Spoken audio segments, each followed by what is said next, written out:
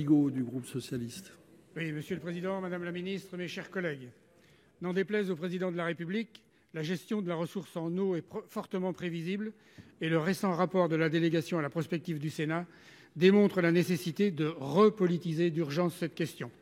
L'hiver que nous connaissons est tout aussi inquiétant que l'été caniculaire auquel nous avons fait face et qui n'a pas épargné le bassin de la Loire que je connais bien.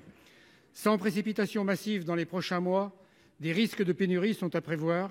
Les collectivités territoriales et les agences de l'eau sont en première ligne et se sont saisies du sujet en diligentant des études hydrologie, milieu, usage et climat, afin d'évaluer précisément la ressource du petit et du grand cycle de l'eau pour chaque territoire.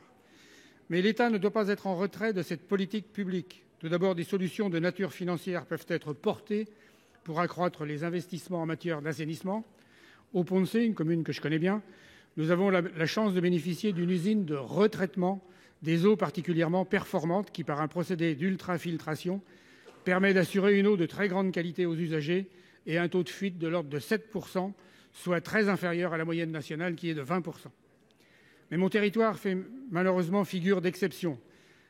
Aussi, Madame la Ministre, prévoyez-vous un plan massif de soutien financier aux acteurs de la gestion de l'eau pour mener de front ces deux objectifs de qualité et de lutte contre le gaspillage dû à la vétusté des canalisations?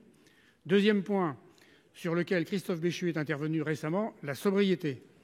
À ce jour, les préfectures des départements comme de régions disent ne pas être outillées pour informer la population. Au regard de l'ampleur de nos futurs manques, est-ce qu'une communication nationale est en route pour répondre à nos impératifs de gestion et au désir de la population de participer à l'effort collectif?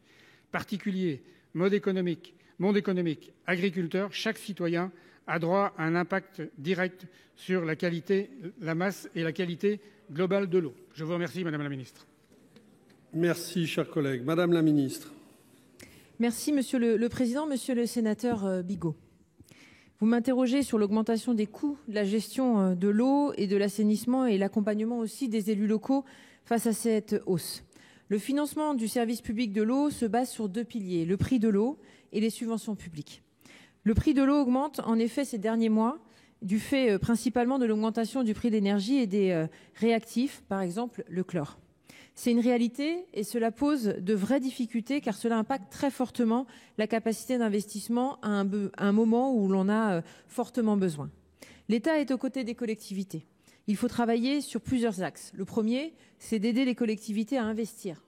Ce sera notamment un des axes du plan eau que nous présenterons d'ici la fin du mois de janvier et sur lequel nous consultons actuellement les comités de bassin et les collectivités. La Banque des territoires sera notamment mobilisée aussi pour accompagner les investissements nécessaires. Le deuxième, donc, c'est de limiter le coût de l'accès à l'énergie.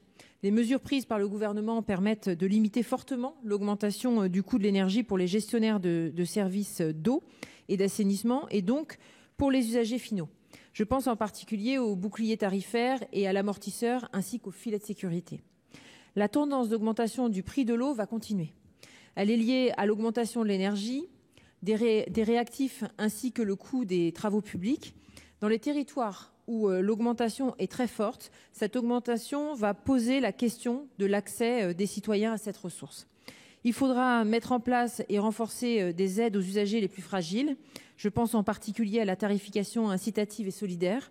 Les collectivités sont compétentes pour mettre en place une tarification sociale de l'eau. Il existe de nombreux outils pour cela à adapter en fonction des territoires et des mesures réglementaires vont être prises pour faciliter cette modulation de la tarification. Je vous remercie. Merci. Chers collègues, allez-y.